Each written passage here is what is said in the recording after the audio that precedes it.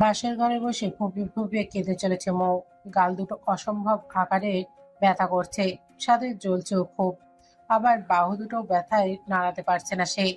নিজের পছন্দের মানুষের এমন নিষ্ঠুর ব্যাপার সে কোনো মতেই মানতে পারছে না মৌ। কি দোষ ছিল তার? সে কি বলেছিল যে বিয়ে করো? না, বলেনি। কিন্তু সমাজের মানুষ মুখটা বন্ধ করার জন্য এমনটা করতে হলো। সবকিছুই যদি স্বাভাবিক হতো, আয়ান ভাইয়া আর আমার বিয়েটা যদি না হতো, তাহলে কতই না ভালো হতো। অন্ততপক্ষে আমি আয়ান ভাইয়ের কাছে ঘৃণার পাত্র তো হতাম না। আমি দূর থেকে আয়ান ভাইকে সারা জীবন পছন্দ করে যেতাম। এই বলে আবার কান্না করলো মৌ। আয়ান ঘুমোচ্ছিল। মৌয়ের কান্নার আওয়াজে তার ঘুমটা ভেঙে যায়। সে একটা ধমক দিয়ে বলে, উফ, আমার ঘুমটা ভেঙে দিলি তুই। আমার লাইফটা তো অশান্তিতে ভরে দিয়েছিস। এবারটা একটু শান্তিতে ঘুমোতে দিবি? তাও না। আমি যদি এরপর আর কান্নার শব্দ শুনেছে, তাহলে তুই যখন খাটের পাশে পড়ে আছিস সেটুকু থাকতে দেব না। এক ধাক্কে মেরে বারান্দা দিয়ে আসবো। সারাটা থাকিস এখানে। আয়ানের কথা শুনে মৌ একদম চুপ হয়ে যায়। কিছুক্ষণ পর আবারও কান্না করতে থাকে। কিন্তু আয়ান যাতে এই কান্নার শব্দ না শুনতে পায় তাই বালিশ মুখে গুজে কান্না করছে সে। আজ অনেক কান্না করছে সে। হয়তো কোনোদিনও এমন কান্না করেনি সে। হয়তো এখন থেকে রোজ রোজ এমন কান্নাই করতে হবে তাকে। মৌ আর আয়ানের পরিচয়টা দিয়ে নেই। মৌ এবার এন্টার সেকেন্ড ইয়ারে উঠবে। দেখতে মাশাআল্লাহ সুন্দরী বেশ। একটু চঞ্চল প্রকৃতির সে। তার একটা বড় ভাই আছে, নাম মাহতাব। মৌ আয়ানকে অনেক পছন্দ করে, কিন্তু ভালোবাসেন নাকি জানা নেই তার। আয়ান জব করে, নিজের বাবার বিজনেস আছে। তার ইচ্ছা যে নিজের বিজনেস দাঁড় করাবে। এই জন্যই ফার্স্ট জব করে কিছু টাকা জমাচ্ছে সে। আয়ানের ভালোবাসার মানুষ আছে। মেয়েটির নাম মোনা। প্রায় 1 বছরের রিলেশন তাদের। আয়ানের ফ্যামিলিও এই ব্যাপারে জানে। এই জন্যই আয়ান মৌকে বিয়ে করতে চায়নি। কিন্তু পরিস্থিতির কবলে পড়ে বিয়েটা করতেই হয় তাকে। আয়ানের ছোট বোন আছে, তার নাম অহনা। মৌ আর অহনা দুজন বেস্ট ফ্রেন্ড। তাদের ক্লাস 9 থেকে ফ্রেন্ডশিপ। আবার আয়ান আর মাহাতো একই অফিসে জব করে বলে তাদের দুজনের মধ্যেও খুব ভালো ফ্রেন্ডশিপ। মৌ প্রথম থেকে আয়ানকে খুব লাইক করে, কিন্তু কখনো বলেনি। আর আয়ানও বুঝতে পারেনি। আজকে এক খারাপ পরিস্থিতিতে তাদের দুজনের বিয়ে হয়। আয়ান যেহেতু মোনাকে ভালোবাসে তাই সে এই বিয়েটা মন থেকে মানেনি। কিন্তু মৌ তো এই বিয়েটা মানে, কারণ সে আয়ানকে পছন্দ করে। কিছুক্ষণ আগে মৌকে আয়ানের রুমে নিয়ে চলে যায় অহনা। কিছুক্ষণ পর অহনা রুমে আসে। মৌ কিছু বলতেই যাবে তার আগে কষে এক থাপ্পড় দেয় আয়ান। মৌ তো হতবাক। সে ভাবতে পারেনি আয়ান ভাইয়া এমন করবে।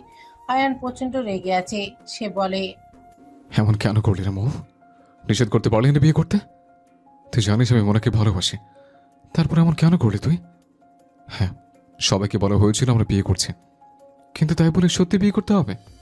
মৌ হালকা কান্না করতে করতে বলল, আ- আয়ান ভাইয়া, আমার সত্যি কিছুই করার ছিল না। চুপ, একদম চুপ। আর একটা কথাও বলবি না। আমি মনের সাথে এখন দেখা করতে চাচ্ছি। ও এই বিয়ের খবরটা জানে না, আর আমি জানাতেও চাচ্ছি না, কারণ ও খুব কষ্ট পাবে। এই কথা শুনে ময়ের ভয়ে কলিজা শুকিয়ে এলো। কারণ বাসার কেউই এই কথা জানলে খুব খারাপ হবে। আর আয়ানের আব্বুর কানে এই কথা গেলেও যে তিনি আয়ানকে কি করবেন তা ভাবতেই ময়ের গায়ে কাটা দিয়ে উঠল। প্রচন্ড পরিমাণে রাগী মানুষ তিনি, কিন্তু মনটা অনেক ভালো।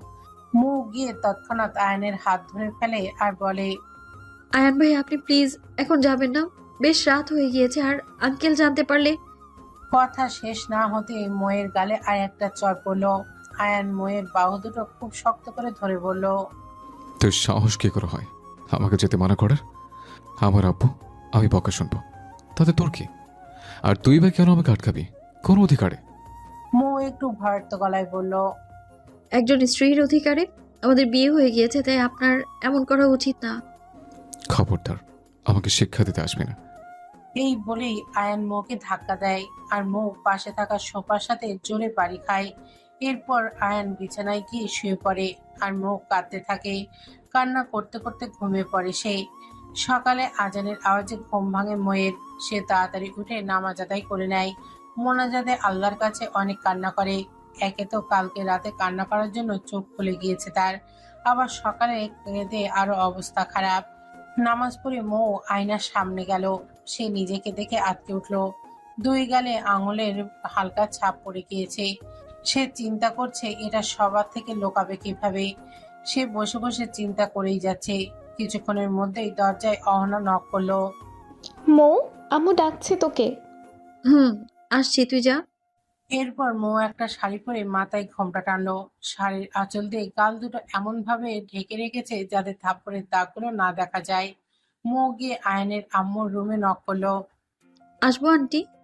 ভিতর থেকে জবাব এলো। আয় আয়, তুই আবার নক করছিস কেন? মৌ ভেতরে গিয়ে দেখলো সোফায় আয়নের আম্মু বসে আছে, আর তার পাশে ছোট্ট একটা টুলে অহনা বসে আছে। আয়ানের আব্বু সকালে হাঁটতে বের হয়েছে। মৌয়ের মাথায় ঘোমটা দেখে অহনা বলে উঠল। কি রে মৌ, তুই কি এই বাড়িতে নতুন নাকি? ঘোমটা টেনে বসে আছিস কেন? খোল ঘোমটা মাথা থেকে। মৌ আমতা আমতা করে বলল। আরে না, তেমন কিছু না। আমি তো আগে তোর বান্ধবী হিসেবে আসতাম, কিন্তু এখন তো এ বাড়ির বউ, তাই ঘুমটা দিয়ে রেখেছি। আয়ানের আম্মু বলল। আরে মেয়ের কাণ্ড দেখো, তোকে কি আমরা বলেছি এভাবে লম্বা ঘোমটা দিতে? আর তোর কি কোনো দেবর আছে নাকি যে এভাবে ঘোমটা দিয়ে আসিস? আমাদের সাথেই তো আছিস। মৌ তো কোনো মতেই রাজি হচ্ছে না মাথার উপর থেকে ঘোমটা সরাতে, কারণ এতে থাপ্পড়ের দাগগুলো দেখা যাবে। হঠাৎ অহনা গিয়ে ময়ের মাথা থেকে ঘোমটা সরিয়ে দেয়। অহনা আর তার আম্মু ময়ের গালে থাপ্পড়ের দাগ থেকে আটকে ওঠে। আয়নের আম্মু কাঁপা কাঁপা গলায় বলে। এসব আমার অ্যান করছে। মৌ কি জবাব দিবে এর, সে মাথা নিচু করে ফেলে। আয়নের আম্মু তৎক্ষণাৎ অহনাকে বলে। এক্ষুনি গিয়ে তোর ভাইকে ডেকে আন, এক্ষুনি। অহনা তাড়াতাড়ি গেল আয়নকে ডাকতে। এদিকে মৌ চুপচাপ বসে আছে, আর আয়নের মা তো রাগে ফুঁসছে। তিনি ভাবতেই পারেনি তার ছেলে এমন কিছু করবে। আয়ন কিছুক্ষণ পর ঘুমো ঘুমো চোখ নিয়ে হাজির হলো। কি ব্যাপার আম্মু, এত সকালে কেন ডেকেছ? আয়নের আম্মু হুট করে কিছু না বলে আয়নের গালে জোরে একটা থাপ্পড় বসিয়ে দেয়। আয়ন তো পুরাই শক, কারণ তার আম্মু কখনোই তাকে এভাবে মারে না, খুব বড় রিজন ছাড়া। আর আজকে রিজনটা ছোটখাটো রিজন তো নয়। আয়ান বিস্ময় ভরা চোখে তার আম্মুর দিকে তাকিয়ে আছে। তোর সাহস কি করে হয় মোর গায়ে হাত তোলার? কে শিখিয়েছে তোকে সব? আয়ান বলে ওঠে। আম্মু, মৌকে আমি শিক্ষা দিয়েছি। ও আমাকে বিয়ে করার জন্য রাজি হয় কিভাবে এটা জানার পরও যে আমি অন্য কাউকে ভালোবাসি। ও, তুই এর জন্য মোয়ের গায়ে হাত পর্যন্ত তুলছিস? ওই বিয়াদব মেয়ের জন্য? আম্মু, মৌনা অনেক ভালো মেয়ে, এতে ওর তো কোনো দোষ নেই। অযথা ওকে কেন বকছ? মোয়ের কোনো দোষ নেই, দু পরিবারের আর ওর নিজের সম্মান বাঁচানোর জন্য এসব করেছে। মৌ আর অহনা নীরব দর্শকের মতো সব দেখছে। তাই বলে বিয়ে করে নিবে? কিছুদিন গেলে সবাই ভুলে যেত ওই সামান্য ঘটনাটা। ভুল তো না রে, এ সমাজে মেয়েদের উপর একটু ময়লা ফেলতে পারলেই খুশি হয়। আচ্ছা, মৌ না হয় মানা করেনি, কিন্তু তুই তো কিছু বলিসনি কেন? আম্মু, মৌ হলো মেয়ে, এ ঘটনা আমার দিকে কোনো আঙুল উঠতো না, কিন্তু মোর দিকে সবাই আঙুল উঠাতো। এই বলে আয়ান সেখান থেকে রেগে হনহন করে বেরিয়ে আসে। আয়ান চলে যাওয়ার পর আয়নের আম্মু হাঁটু গেড়ে বসে কান্না করতে থাকে। অহনা আর মৌ ওনার পাশে বসে আছে। অহনা কি বলবে কিছু বুঝতে পারছে না। তার ভাই যে এমন কিছু করবে সে আশাও করতে পারেনি। আয়ানের আম্মু মৌকে উদ্দেশ্য করে বলে। দেখ না মৌ, কি থেকে কি হয়ে গেল। আমি তো আমার ছেলেকে এমন শিক্ষা দিইনি, তাহলে এমন ব্যবহার কেন করলো? আন্টি, আপনি প্লিজ এত স্ট্রেস নেবেন না। আপনার বিপি লো হয়ে গেলে সমস্যা হবে। হ্যাঁ আম্মু, প্লিজ শান্ত হও। আন্টি, একটা কথা, এই বিষয়টা প্লিজ আঙ্কেলকে বলবেন না। উনি জানতে পারলে আয়ন ভাইয়ার অবস্থা খুব খারাপ হয়ে যাবে। আর আন্টি, আপনি এখন থেকে চিন্তা বাদ দিন। আয়ন ভাইয়াকে আমি সোজা করব। ওনার মাথা থেকে যদি ওই মোনার ভূত না নামিয়েছি, তো আমার নামও মৌনা। হ্যাঁ। আয়নের আম্মু চোখের পানি মুছে হালকা হেসে বলল। ইনশাল্লাহ তুই পারবি, আমি আর অহনা তোকে সব রকম ভাবে সাহায্য করব। মৌ আয়নের আম্মুকে জড়িয়ে ধরে বলল। এই না হলে আমার আন্টি। আয়নের আম্মু হঠাৎ করে মৌয়ের মাথায় হালকা মেরে বলে। এই মেয়ে, তোর তো সাহস কম না? মৌ অবাক হয়ে বলল। কি করলাম আমি? এই বোকামি, কখনো কি শুনেছিস যে আম্মুকে আন্টি বলে? ও, এবার বুঝলাম। আচ্ছা সরি, এখন থেকে আম্মু বলে ডাকবো। এই বলে মৌ আম্মুকে জড়িয়ে ধরে। মৌ খেয়াল করলো অহনা বাচ্চাদের মতো গাল ফুলিয়ে বসে আছে। কিরে তোর কি হলো? কি আর হবে, আমাকে কেউ ভালোবাসে নাকি? আমি তো বসে বসে শুধু শাশুড়ি আর বৌমার ভালোবাসা দেখবো। ওরে আমার অহনা রে, বাবুটা রাগ করেছে। আসো আসো। তারপর অহনা গিয়ে তার আম্মুকে আর মৌকে জড়িয়ে ধরলো। এদিকে আয়ান তো রুমে এসে প্রচুর রেগে আছে। সে শাওয়ার নিয়ে বসে আছে, মৌয়ের জন্য ওয়েট করছে কখন সে আসবে রুমে আর সে একটু ঝাড়ি দিবে তাকে। মৌ রুমের দরজা খুলে যেই না ভেতরে ঢুকবে অমনি আয়ান তার দিকে অগ্নি দৃষ্টি নিক্ষেপ করলো। মৌ এই দেখে মনে হয় কলিজা শুকিয়ে এলো। সে মনে মনে বলছে, আরে তুই না সেই ডায়লগ মারলি আর এখন এই আয়ন ভাইয়ার নজর দেখেই ভয় পেয়ে গেলি? না না, এটা হতে দেয়া যায় না। বি ব্রেভ ও। আয়ান তাড়াতাড়ি গিয়ে রুমের দরজা আটকালো আর মৌকে দেয়ালের সাথে চেপে ধরলো। এদিকে মৌয়ের অবস্থা তো নাজেহাল, তার ভয়ে রীতিমতো কাঁপাকাঁপি শুরু হয়ে গিয়েছে। সে মনে মনে বলছে, আল্লাহ বাঁচাও, আমি কিভাবে এই মানুষটাকে লাইনে আনবো যে আমার কাছে আসলে আমার অবস্থা 12টা বেজে যায়। এদিকে মৌয়ের অন্য এক ধরনের ভালো লাগা কাজ করছে। এই প্রথম আয়ান তার এত কাছে এসেছে, যদিও ঝাড়ি দেওয়ার জন্য, কিন্তু সে তো আর জানে না আয়ান এতক্ষণ ধরে মৌকে পর্যবেক্ষণ করছিল। মৌয়ের কাছে এসে তারও আজব এক ধরনের অনুভূতি কাজ করছে। মৌয়ের ভয়ে কাঁপাকাঁপি দেখে সে আনমনেই হেসে দেয়। সে যে মৌকে বকা দিবে সে কথা বেমালুম ভুলে গিয়েছে সে। সে তো এখন মৌকে দেখতে ব্যস্ত। হঠাৎ আয়ানের ফোন বেজে ওঠে। সে কিছুটা চমকে ওঠে আর মৌকে ছেড়ে দেয়, বলে, তোকে আমি পরে দেখে নেবো মৌ। মৌ তো হাঁপ ছেড়ে বাঁচলো। উফ, বাঁচলাম বাবা। এতক্ষণ যে কি ভয় লাগছিল। কিন্তু এই আয়না আমাকে এভাবে ধরেছিল কেন? কি করতে চাচ্ছিল সে? এ কথা বলতে বলতে তার ভুরুজোড়া কুৎসিত হলো। এদিকে আয়ান যে রেডি হয়ে কখন রুম থেকে বের হয়ে গিয়েছে তাও জানা নেই তার। মৌ তো ভাবনার জগতে থাকতেই সে ভালোবাসে, এটা তার খুব পছন্দ। ব্রেকফাস্ট করার পর মৌ আর অহনা রুমে গিয়ে বসলো। উদ্দেশ্য তাদের সব ভুলে গিয়ে গল্প করা। এই দুজন প্রচুর গল্প করতে পারে। মৌ আর অহনা গল্প করছে, এরই মধ্যে হঠাৎ মৌয়ের ফোনে ফোন আসলো। তার ভাই ফোন করেছে। আসসালামু আলাইকুম। আমার ছোটমণি, কেমন আছিস? ওয়ালাইকুম আসসালাম। আলহামদুলিল্লাহ ভালো আছি। তুমি কেমন আছো ভাইয়া? আমিও আলহামদুলিল্লাহ ভালো আছি। আচ্ছা, সব ঠিকঠাক আছে তো? মানে আয়ান ভালো ব্যবহার করছে তো? না চাইতো মৌ তার ভাইকে মিথ্যা বলল। সে তার ভাইয়ের কাছে মোটামুটি সব শেয়ার করে। সে যে আয়নকে পছন্দ করত এটা তার ভাই কিছুটা জানতো। ভাইয়া সব ঠিক। আচ্ছা আব্বু আম্মু কি এখনো আমার উপর রেগে আছে? অল্প একটু, ধীরে ধীরে রাগ কমে যাবে। তুই টেনশন করিস না। মৌ আর মা তা বেশ কিছুক্ষণ কথা বলার পর ফোন রাখলো। এদিকে মৌয়ের হাত পা কেমন যেন ব্যথা করছে কিছুক্ষণ আগে থেকে। বিকালের দিকেও তার ব্যথা ছিল, কিন্তু সে গুরুত্ব দেয়নি। সন্ধ্যার পর ব্যথা আরো বেড়ে গেল। সে অনুভব করছে যে তার গা বেশ গরম হয়ে গিয়েছে। এদিকে অহনা মৌ আর আয়ানের রুমে আসলো মৌয়ের সাথে আড্ডা দিবে বলে, কিন্তু এসে দেখে মৌ হাত পা গুছিয়ে শুয়ে আছে। অহনা কিছুটা অবাক হলো এমন দেখে। সে গিয়ে মৌয়ের গায়ে যেই না হাত রাখলো অনুভব করলো যে মৌয়ের গা জ্বরে পুড়ে যাচ্ছে। সে সাথে সাথে গিয়ে তার আম্মুকে ডেকে আনলো। তিনি অবস্থা বুঝতে পেরে জলপট্টির ব্যবস্থা করলেন। এত জলপট্টি করেও মৌয়ের জ্বর কমানো যাচ্ছে না। আয়নের আম্মু মৌয়ের জন্য খাবার আনতে গেল। খাবার খাইয়ে ওষুধ খাইয়ে দিবে, কিন্তু মৌ কোনো মতে ওষুধ খাবে না। অতি কষ্টে তাকে খাবার খাওয়ানো গেলেও ওষুধ খাওয়াতে সম্পূর্ণ বিফল হলো। অহনা সেই সন্ধ্যে থেকে মৌয়ের পাশে বসে আছে যদি কিছু লাগে। রাত 9টার দিকে আয়ান অফিস থেকে ফিরল। সে এসে দেখলো অহনা বসে বসে ঝিমোচ্ছে আর মৌ ঘুমিয়ে আছে। সে গিয়ে অহনাকে হালকা ধাক্কা দিল। এতে অহনা জেগে উঠল। কিরে, এখানে এইভাবে কেন ঘুমাচ্ছিস তুই? যা, নিজের রুমে যা। আরে ভাইয়া দেখো না, মৌয়ের সে কি জ্বর, সে সন্ধ্যা থেকে এমন অবস্থা। অহনার মুখ কিছুটা চিন্তিত দেখালো। সে কিছুক্ষণ ভেবে বলল। তুই রুমে গিয়ে ঘুমাতো, আমি দেখে নেব। অহনা কিছুটা অবাক হলো, বলল, শিওর তো ভাইয়া? আরে হ্যাঁ, শিওর। আর শোনো ভাইয়া, মৌ কিন্তু ওষুধ খায়নি, পারলে ওষুধ খাইয়ে দিস ওকে। হুম। অহনা চলে যেতেই আয়ান ফ্রেশ হয়ে ময়ের পাশে বসলো। মাথায় হাত রাখতেই সে কিছুটা ভয় পেল, কারণ ময়ের শরীর খুব গরম হয়ে আছে জ্বরের জন্য। আয়ান মৌকে জোর করে ওঠালো ওষুধ খাওয়ানোর জন্য। অনেক কষ্টে সে ওষুধ খাওয়ালো। এদিকে মৌ না ঘুমিয়ে আজব আজব কথা বলছে জ্বরের করে, যা শুনে আয়ান না চাইতেও হেসে দিল। অহনারে শোন না, তোর ভাইয়া এমন কেন রে? খুবই পচা একটা মানুষ। আয়ান এতক্ষণ বুঝতে পারলো মৌ সবকিছু তাকে অহনা ভেবেই বলছিল। এই অহনা, কথা বলিস না কেন? দেখ না, তোর ভাইয়া আমাকে এমনভাবে মেরেছে যে জ্বর এসে গিয়েছে আমার। মৌয়ের মুখে এ কথা শুনে আয়ানের নিজেকে অনেক অপরাধী মনে হলো।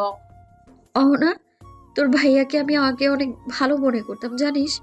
ভাবতাম যে এত ভালো মানুষও হয়, কিন্তু আজ তো একটা বজ্জাচ্ছে। 28 বছরে খাটাস সে। কি পেয়েছি কি মনের মধ্যে, হ্যাঁ? মেয়েটা আমার একটুও সুবিধার মনে হয় না। কিন্তু তুই টেনশন নিস না, দেখিস তোর ভাইয়া আমাকে অনেক ভালোবাসবে, অনেক অনেক অনেক। এই বলতে বলতেই ঘুমিয়ে পড়ে মৌ। আয়ান তার কথাগুলো একটু ভাবলো, কিন্তু পরক্ষণে নিজের মনকে বলল, কে এই মেয়ে? হুম? আমি ওকে কোনোদিনও ভালোবাসবো না। আমি তো মনাকে ভালোবাসি। এরপর আয়ান এসে শুয়ে পড়ে। তার আগে সে মৌয়ের কপালে হাত দিয়ে দেখে এখন কেমন জ্বর। সে বুঝতে পারলো জ্বর অনেকটাই কমে এসেছে। সকালে মৌয়ের ঘুম ভাঙার পর সে দেখলো সে আয়ানের অনেকটাই কাছে চলে এসেছে। সে তাড়াতাড়ি উঠে গেল। নিচে এসে সে আয়ানের আম্মুকে নাস্তা বানাতে সাহায্য করলো। আজকে সে ভেবেছে কলেজে যাবে। 3-4 দিনের বেশি হয়েছে সে কলেজে যায় না। অহনাকে বলল কলেজে যাওয়ার কথা। অহনাও রাজি হয়ে গেল, কারণ এই কয়েকদিন সেও কলেজে যায় না। তারা দুজন নাস্তা করে কলেজে চলে গেল, আর আয়ান অফিসে। কলেজের ক্লাস শেষে অহনা আর মৌ বসে আছে। জানিস তোর কালকে সে কি জ্বর! আমি তো ভয় পেয়ে গিয়েছিলাম, ভেবেছিলাম শেষ পর্যন্ত আবার হসপিটালে না ভর্তি করাতে হয় তোকে। এ না না না, হসপিটাল না। আমার এই জায়গার নাম শুনলেই কেমন যেন বিরক্ত লাগে, সহ্য লাগে না একদমই। এদের কথার মাঝেই টুপ করে পড়ল তুহিন। এই ছেলেটা ময়ের পিছু পড়ে আছে বিগত প্রায় 2 মাস যাবৎ। ছেলেটা খুব বেয়াদব। মেয়েদের টিস করাই এর যেন ওয়ান অ্যান্ড অনলি দায়িত্ব কর্তব্য। হ্যালো গার্লস, কেমন আছো? অহনা আর ময়ের অনিচ্ছা সত্ত্বেও জবাব দিল। জি আলহামদুলিল্লাহ, ভালো। কি করো তোমরা? অহনা রেগে জবাব দিল। কানা নাকি? দেখছেন বসে আছি, তাও জিজ্ঞাসা করছেন কি করি। ও সরি সরি। মৌ বলল। এ অহনা চল তো, আমার বাসায় অনেক কাজ আছে। চল, আমার কাজ আছে। এই বলে অহনা আর মৌ চলে আসলো সেখান থেকে। আর তুহিন মনে মনে বলছে। ম্যাডাম, আমি তোমাকে নিজে করেই ছাড়বো, দেখো। বিকেলে মৌ বারান্দায় বসে আছে। গভীর চিন্তায় ডুবে আছে সে। সে ভাবছে কিভাবে আয়নকে লাইনে আনা যায়, কিভাবে নিজের প্রতি ভালোবাসা জাগানো যায়। এরই মধ্যে অনায়াসে হাজির। কিরে বোনো, কি করিস একা একা? কি ভাবিস এত? ভাবছি তো অনেক কিছুই, কিন্তু তুই হঠাৎ এখানে কেন? পড়ছিলি না তুই? হুম, কিন্তু জানিস হঠাৎ করে সেদিন এর কথাটা মাথায় ঘুরেছে। ভাবছি মানুষ একটু থেকে একটু হলে কত কিছু ভেবে নেয়। ঠিক বলছিস।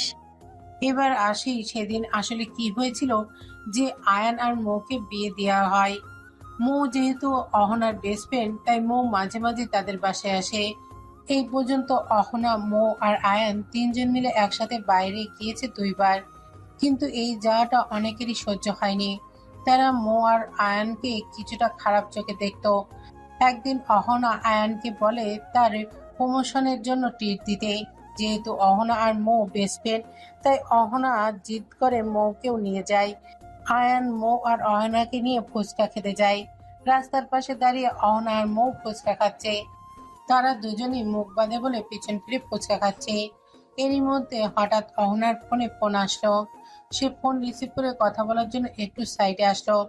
এদিকে মৌ আর আয়ান একা একা দাঁড়িয়ে আছে। রাস্তা দিয়ে দুজন আন্টি যাচ্ছিল। ওনারা আয়ানদের বাসায় আশেপাশেই থাকে। ওনাদের আবার মৌয়ের এতটা আয়ানদের বাসায় আসা সহ্য হতো না। ওনারা দুজন আয়ান আর মৌকে ফুচকা স্টলের পাশে দাঁড়িয়ে থাকতে দেখে বলে ওঠে। দেখো দেখি আজকালকার মেয়েদের অবস্থা, বান্ধবীর ভাইয়ের সাথে ফুচকা খেতে এসেছে। আর একজন বলে উঠলো। ছেলেটারও দেখি লাজ শরম নাই, নিজের বোনের বান্ধবীর সাথে কিসের এত মেলামেশা? এই কথাটা আয়নের কানে পৌঁছায়, কিন্তু সে কিছু বলে না, কারণ এদেরকে বললেও চুপ করানো সম্ভব না। এরা বলেই যাবে সব সময়। 4 দিন পরে মৌ অহনাদের বাসায় আসে কেমিস্ট্রি বোঝার জন্য। আয়ন আবার খুব ভালো কেমিস্ট্রি পারে, তাই অহনার যে কোনো কেমিস্ট্রি প্রবলেম সলভ করে দেয়। মৌ মাঝে মাঝে কিছু প্রবলেম বুঝে নেয়। সেদিনও এই কারণে এসেছিল সে। মৌ অহনাকে জিজ্ঞাসা করে যে আয়ান কোথায়। সে বলে আয়ান ছাদে আছে। মৌ ছাদে যায়, দেখে যে আয়ান ফোনে যেন কার সাথে কথা বলছে। আয়ান ভাইয়া, আমার একটা প্রবলেম ছিল কেমিস্ট্রির, একটু বুঝিয়ে দেবেন? আয়ান ফোন রেখে বলে, আচ্ছা আয়, একবারে কিন্তু বোঝাবো। ঠিক আছে। এরপর আয়ান মৌকে তার পাশে বসতে বলে। প্রথমে মৌ এতে ইতস্তত বোধ করে, কিন্তু আয়ানের অনেকবার বলার পর না চাওয়া সত্ত্বেও সে বসে। এসব আবার দেখছিল সেদিনকার সেই আন্টিটা। ওনাদের বাসার ছাদ থেকে আয়ানদের বাসার ছাদ দেখা যায়। এসব দেখে ওই আন্টিটার খুব রাগ হয়ে যায়। মৌ কিছুক্ষণ পর বাসায় চলে যায়। বিকালের দিকে ওই আন্টিটা আয়ানদের বাসায় আসে। সেদিন শুক্রবার থাকায় সবাই বাসায় ছিল। আয়ানের আম্মু ওনাকে দেখে কিছুটা অবাক হয়। আরে ভাবি, আপনি হঠাৎ কি মনে করে? আপনার মেয়ের বান্ধবী আর তার পরিবারকে ডাকুন, কিছু কথা আছে। কি কথা? আসলেই বুঝতে পারবেন। এরপর আয়ানের আম্মু মৌ আর তার ফ্যামিলিকে ডাকে। 10 মিনিটের মধ্যেই তারা পৌঁছে যায়। ওই তো চলে এসেছে বে। এরই মধ্যে আয়ান, অহনা আর তাদের আব্বু নিচে যায়। কি কথা বলবেন আন্টি? বলছি কি, মা বাবাকে কিছু শিক্ষা দেয়নি? সবাই কথা শুনে অবাক। কি বলছেন এসব আপনি? বান্ধবীর ভাইয়ের সাথে যে রং ঠং করো, তা তো খারাপ লাগে না? মুখ সামলে কথা বলুন, কি সব উল্টোপাল্টা কথা বলছেন? ঠিকই তো বলেছি। একদিন দেখি ফুচকা খেতে বের হয়ে আর একদিন ছাদে বসে গল্প করেছি। আপনি যা ভাবছেন এমন কিছুই না। তো কেমন কিছু শুনি? তোমাদের এসব কাজ দেখে আমাদের ছেলে মেয়েরা তো বিগড়ে আছে। মৌ এইসব শুনে নীরবে চোখের জল ফেলছে। সে ভাবতেও পারেনি এমন কিছু হয়ে যাবে। সে তো আয়ান ভাইয়ের সাথে কখনো এভাবে মেশেনি, যেমনটা এই আন্টি বলছে। এদিকে ময়ের বাবা মা এসব শুনে হতবাক। তারা তাদের মেয়েকে বিশ্বাস করে, কিন্তু বাইরের মানুষের এসব বদনাম শুনে তারা মুখের ভাষা হারিয়ে ফেলেছে। এই মহিলাটা এই সেই অনেক কথাই শোনাচ্ছে। মৌ কেঁদেই চলেছে, আর আয়ান রাগে যেন ফেটে যাচ্ছে। বয়সে বড় দেখে কিছু না বলে চুপ করে সব সইছে সে। হঠাৎ করে আয়ানের আম্মু বলে উঠল। ওরা দুজন বিবাহিত। এ কথা শুনে সবাই চরম অবাক হয়ে যায়। কেউ ভাবতেও পারেনি উনি এমন কিছু বলবেন। আয়ানের আম্মু অনেকক্ষণ ধরেই চুপ ছিলেন। তিনি ভেবেছিলেন কিভাবে এনার মুখটা বন্ধ করা যায়। তিনি অনেক ভেবেচিন্তে কথাটা বলেছে। আয়ান আর মৌ যে বিবাহিত, এ কথা শুনে আন্টির মুখে তালা লেগে গেল। আর কোনো কথা মুখ দিয়ে বের করতে পারছে না। কি হলো ভাবি, চুপ হয়ে গেলেন কেন? কত কিছুই তো বলছেন আপনি। এখন বলুন দেখি, আমার জানা মতে বিবাহিত কোনো ছেলে মেয়ে এভাবে ঘুরলে গল্প করলে তো কোনো সমস্যা হওয়ার কথা না আপনার। মহিলাটি আমতা আমতা করে বললেন। কি কি কি কি কি মানবো যে এরা বিবাহিত? আমি বলছি, আর আমাদের পরিবারের সবাই জানে। আর কি দরকার? আর বিয়ের রেজিস্ট্রি পেপার আছে, কিন্তু সেটা আপনাকে দেখানোর ইচ্ছা নেই। সবাই অবাক হয়ে শুধু আয়ানের আম্মুর কথা শুনছে। ওরা বিবাহিত হয়ে থাকলে আপনি এতক্ষণ চুপ কেন ছিলেন? আর এদের বিয়ের কথা সমাজের কেউ তো জানে না। দেখতে চাচ্ছিলাম যে আপনি আসলে কোন পর্যায়ের চিন্তা ভাবনা করেন। একটা ছেলে মেয়ে যে দুদিন আলাদা দেখছেন, তাতেই আপনি এমন ভেবে নিলেন?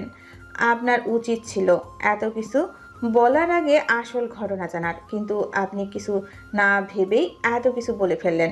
এবার আপনাকে বলি আসলে কি হয়েছিল। আপনি যেদিন ওদের দুজনকে বাইরে দেখেন, সেদিন আসলে দুজন ছিল না, তিনজন ছিল ওরা। আপনি একটু ভালোভাবে দেখলে অহনাকে দেখতে পেতেন। আর ছাদে গল্প করার কথা বলছিলেন তো, তখন আসলে মৌ আয়ানের কাছে পড়া বুঝতে গিয়েছিল। পড়া শেষ হলে চলে এসেছে, ব্যাস এটুকুই। অথচ না বুঝে না জেনে কত কিছু বানিয়ে দিলেন আপনি। বিয়ের কথা কেউ জানে না, কারণ আমরা বলিনি। মৌয়ের পরীক্ষার শেষে অনুষ্ঠান করে ওকে এ বাড়িতে আনতাম। আন্টি লজ্জায় মাথা নিচু করে আছে। আমার মনে হয় আপনার সব জানা হয়ে গিয়েছে, আপনি যেতে পারেন এখন। উনি যাওয়ার সাথে সাথেই সবাই আয়ানের আম্মুর দিকে ঘুরে তাকালো। সবার চোখে মুখে হাজারো প্রশ্ন। আম্মু, তুমি কী সব বললে আন্টিকে? আমাদের বিয়ে কবে হলো? হয়নি তো, হয়ে যাবে, আর আজকেই হবে। আম্মু, তুমি ঠিক আছো তো? কী সব বলছো? তোমার আম্মু যা বলেছে ঠিক বলেছে। তোমার আম্মু সঠিক সময়ে সঠিক ডিসিশন নিয়েছে। এটা কোন দিক দিয়ে সঠিক ডিসিশন? আমি অন্য কাউকে ভালোবাসি। সবার সম্মান বাঁচানোর জন্য আমার কাছে এটাই ঠিক মনে হয়েছে। সমাজের কেউই তোদেরকে ভালো চোখে দেখতো না, যদিও কিছু করিসনি তোরা, কিন্তু উনি সবার কাছে তাই বলে বেড়াতো যা উনি নিজে দেখেছেন। কিন্তু তোরা দুজন স্বামী স্ত্রী, এটা জানার পর উনি এমন কিছুই বলতে পারবে না। আর এমনিতেও আমি আর তোর মা ভেবেছিলাম মৌয়ের পরীক্ষার পর ওদের বাসায় তোর জন্য বিয়ের প্রপোজাল নিয়ে যাব। আর আমাদের দুজনেরই মৌকে আগে থেকেই ভালো লাগতো। আয়ানের আব্বু মোয়ের আব্বুর উদ্দেশ্যে বলে, কি রেজওয়ান সাহেব, ঠিক আছে আমাদের ডিসিশন? জি হ্যাঁ ঠিক আছে, আমারও মনে হয় এমন কিছুই ভালো হবে। এরপর ওই রাতে কাজী সাহেবকে ডেকে বিয়ে পড়ানো হয়। মু কিছু বলেনি, কারণ সে এসব কিছু শোনার পর অনেক স্টেজেই ছিল না। আর আয়ান মানা করেছে, কিন্তু তার কথা কেউ শোনেনি। বর্তমানে আয়ান অহনাকে ফোন দেয়। হাফিজ থেকে আসার সময় ফোন দিতে বলেছিলে যে? আসলে না আমার খুব চকলেট খেতে ইচ্ছে করছে, নিয়ে আসিস ভাইয়া। আর হ্যাঁ শোন, সবই ডাবল আনিস। ডাবল কেন? আমি তো খাই না। তোর জন্য কে আনতে বলেছে? আমি তো মৌয়ের কথা বলছি।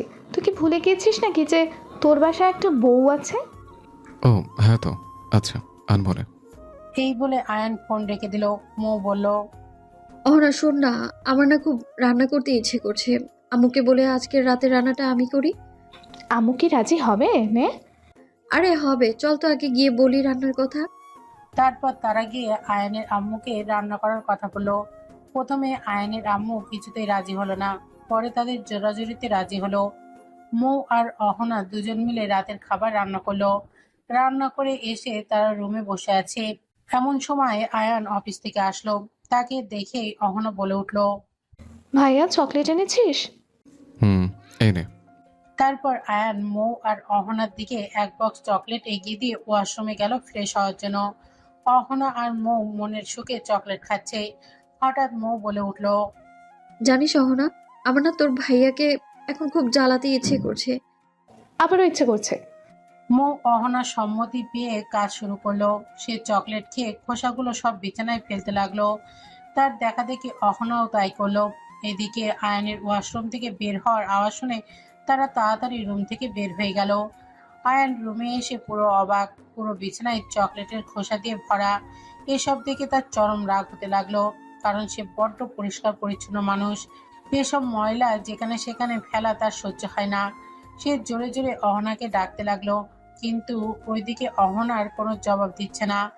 মৌ আর অহনা তো নিচে এসে আয়ানের ডাক শুনে হাসতে হাসতে অবস্থা শেষ। তারা কোনো রকমে হাসি থামাতে পারছে না।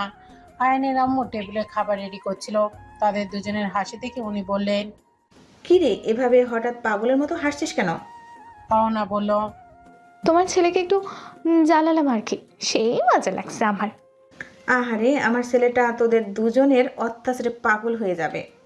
এদিকে আয়ান রাগে রাগে সিঁড়ি দিয়ে নামছে। তাকে দেখে অহনা আর মৌ দৌড়ে রান্নাঘরে গেল। খাবার সময় সবাই একসাথে বসে খাবার খাচ্ছে।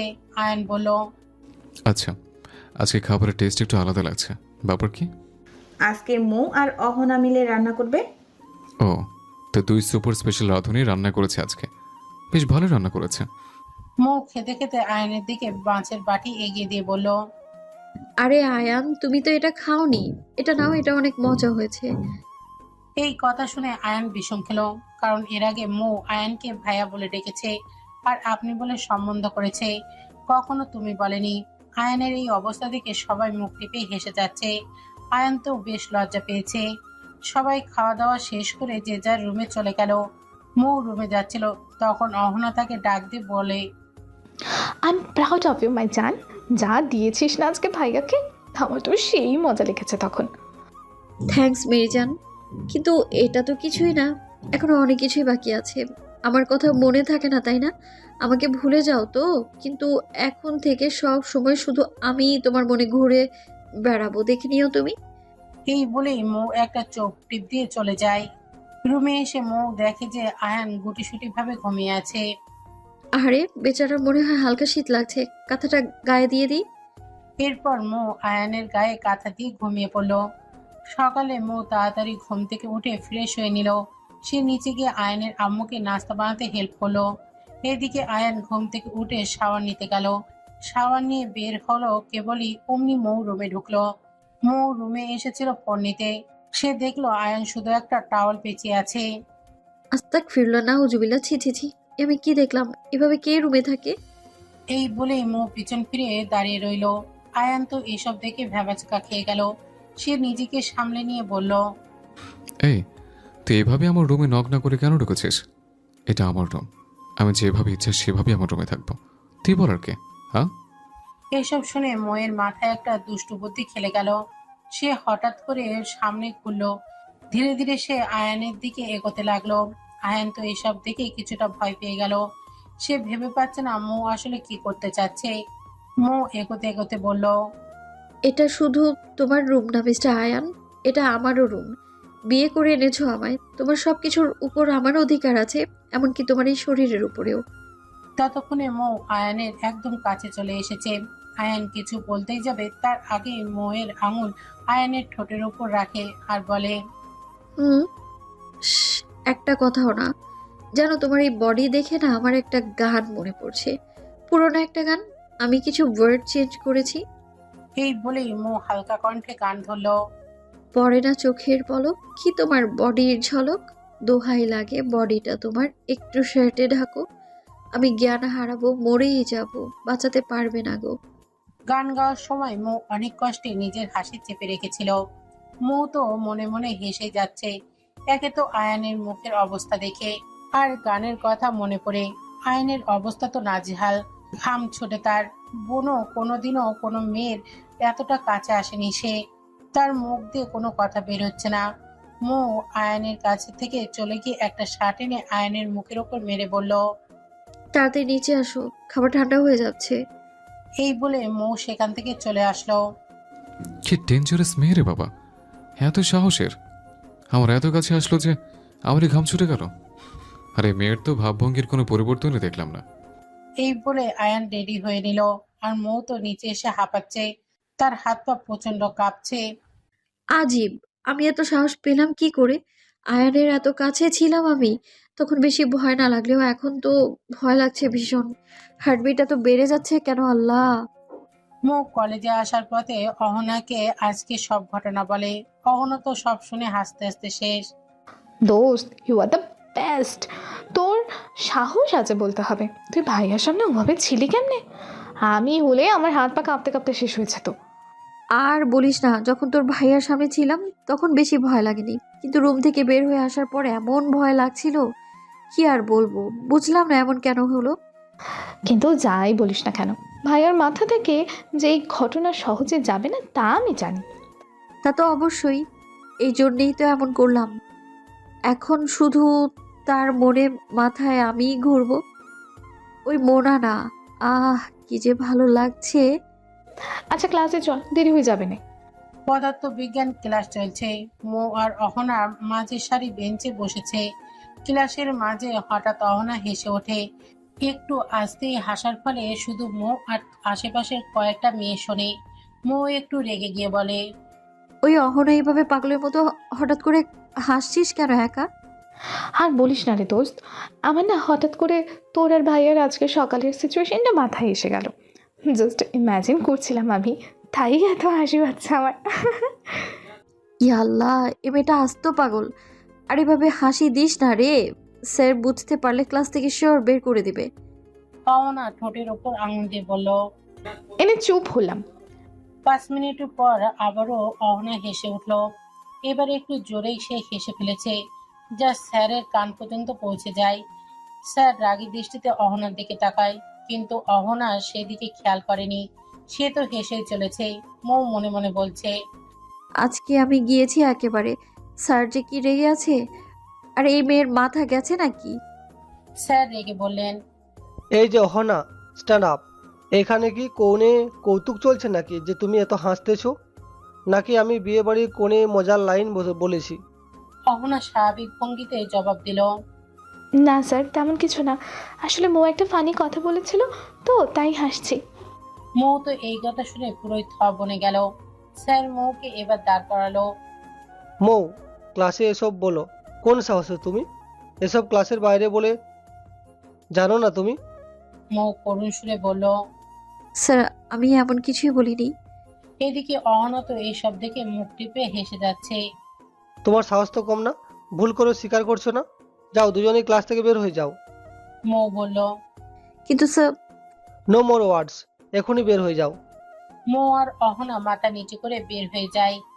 ফাজিল বেয়াদব মেয়ে, তোর জন্য আজকে এমন অপমানিত হতে হলো। আর এত মিথ্যে বলি কেন? ওমা, মিথ্যা বললাম কই? ঠিকই তো বলেছি। ভাইয়া আর তোর মধ্যে যা হলো তা ফানি নয় তো আর কি?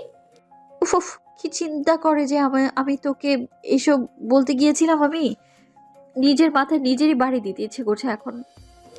আরে আমার বান্ধবী রে, জাস্ট চিল ইয়ার।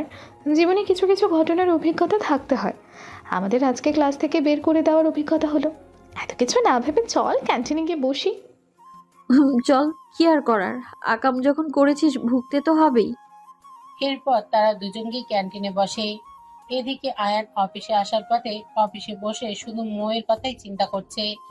আজকে সকালের ঘটনার কথা চিন্তা করে আনমনেই তার মুখে হাসি ফুটল। তার চোখের সামনে শুধু মোহের চেহারাটাই ভাসছে। সে নিজের কাজে মনোযোগ দিতে পারছে না। হঠাৎ আয়ানের ফোন বেজে উঠল। ফোনের স্ক্রিনে মোনার নাম ভেসে উঠল। আয়ান তাড়াতাড়ি ফোন রিসিভ করলো। আয়ান বেবি, তুমি তো আমাকে ভুলেই গিয়েছো। আজ 2-3 দিন আমাকে ফোনই দাওনি তুমি, কেন? আসলে মোনা, কাজের কিছু প্রেশার ছিল, তাই আর কি ফোন দেওয়া হয়নি। ও, এখন আমার চেয়ে কাজ বড় হয়ে গেল। আমাকে তো তুমি ধীরে ধীরে ভুলেই যাচ্ছ। আরে না, তেমন কিছু না। কি তেমন কিছু না? আমি কিছু জানি না। তুমি এখনই আমার সাথে রেস্টুরেন্টে দেখা করবে। আমি ঠিকানা মেসেজ করে দিচ্ছি। আচ্ছা আচ্ছা, দেখা করব। অল্প কিছু কাজ আছে, শেষ হলেই রওনা দিচ্ছে। আচ্ছা, তাড়াতাড়ি আসবা। বলেই মোনা ফোন রেখে দিল। আর আয়ান কাজ সেরে রেস্টুরেন্টের উদ্দেশ্যে বের হয়ে গেল। মৌ আর অহনা ক্যান্টিন থেকে বের হয়ে বাসায় যাওয়ার জন্য হাঁটছে, কিন্তু তাদের পথ আগলে দাঁড়ায় তুহিন। হাই মৌ, কেমন আছো? তুহিন তার সাঙ্গপাঙ্গদের বলল। আরে তোরা হাবার মতো দাঁড়িয়ে আছিস কেন? ভাবিকে সালাম দে। এরপর তুহিনের সাঙ্গপাঙ্গ মৌকে সালাম দিল। মৌ সালামের জবাব দিল। অহনা বলে উঠল। এই হচ্ছেটা কি? এটা আমার ভাবি, বুঝেছেন আপনি? তুহিন অবাক হয়ে বলল। তোমার ভাবি মানে? আমার ভাবি মানে আমার ভাইয়ের স্ত্রী মৌ। কি বলছো এসব? কবে বিয়ে হলো মৌয়ের? সেটা আপনার জানতে হবে না, যেহেতু জেনেছেন যে মৌ বিবাহিত, তাই তার থেকে দূরে থাকবেন আপনি। তুহিন মৌয়ের হাত ধরে বলল। বিয়ে হয়েছে তো কি হয়েছে, ডিভোর্স দিয়ে আমাকে বিয়ে করবে? এদিকে মৌয়ের হাত তুহিন ধরায় ভয়ে তার কলিজা শুকিয়ে যায়। অহনা আর মৌ দুজনেই চেষ্টা করছে তুহিনের থেকে মৌয়ের হাত ছাড়ানোর, কিন্তু পারছে না। তখনই আয়ান এসে তুহিনের হাত জোরে চেপে ধরল। ব্যথায় সে মৌয়ের হাত ছেড়ে দিল। আয়ান মোনার সাথে দেখা করার জন্য রেস্টুরেন্টে যাচ্ছিল। তখনই মৌ আর অহনাকে দেখে সে, তাই গাড়ি থেকে নেমে পড়ে। আয়ান প্রচন্ড রেগে আছে। সে তুহিনকে উদ্দেশ্য করে বলল। তুই কোন সাহসে মৌয়ের হাত ধরেছিস? এই তুই কে রে? আমি আমার হবু বউয়ের হাত ধরবো, তাহলে তোর এত চলে কেন? আমি কে? আমি হলাম মৌয়ের হাজব্যান্ড। আর তোর হবু বউ কিসের? হ্যাঁ, এটা আমার বউ, বুঝছিস? আর কোনোদিনও যদি ওর আশেপাশে দেখেছি তোদের, তাহলে অবস্থা খুব খারাপ হবে। আজকের মতো ছেড়ে দিলাম। তুহিন আয়ানের এভাবে ধমকানো দেখে সেখান থেকে চলে গেল। আয়ান মৌ আর অহনাকে ধমক দিয়ে বলল। তোদের কি গাড়িতে ওঠার জন্য ইনভিটেশন দিতে হবে? এরপর মৌ আর অহনা গিয়ে গাড়িতে বসলো। আয়ান রেগে গিয়ে গাড়িতে বসে গাড়ি স্টার্ট দিল। সে চরম রেগে আছে। তোরা চুপ ছিলি কেন? অহনা বলল। আমি তো বলেছিলাম তুহিনকে হাত ছাড়তে, কিন্তু কথা শুনলে তো? মৌ চুপ করে আছে। আয়ান মৌকে ধমক দিয়ে বলল। তুই চুপ ছিলি কেন? পরপুরুষের স্পর্শ ভালো লাগে তোর? আমার সামনে তো মুখ দিয়ে খই ফোটে, কিন্তু যেখানে বলা দরকার সেখানে কেন বলিস না? মৌ কিছুটা সাহস জুগিয়ে বলে। আমি আসলে ভয় পেয়ে গিয়েছিলাম, আমার মাথা তখন কাজ করছিল না। আয়ান আবার এক ধমক দেয়, বলে।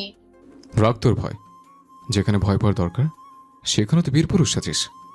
এই কথা শুনে অহনা বলে। আরে ভাইয়া, জেন্ডার ভুল হলো তো, বীর মহিলা হবে। আরে রাখ তোর জেন্ডার মিস্টেক, এসে বলে আমাকে আর রাখবি না। এরপর মৌ আর অহনা দুজনেই চুপ হয়ে যায়।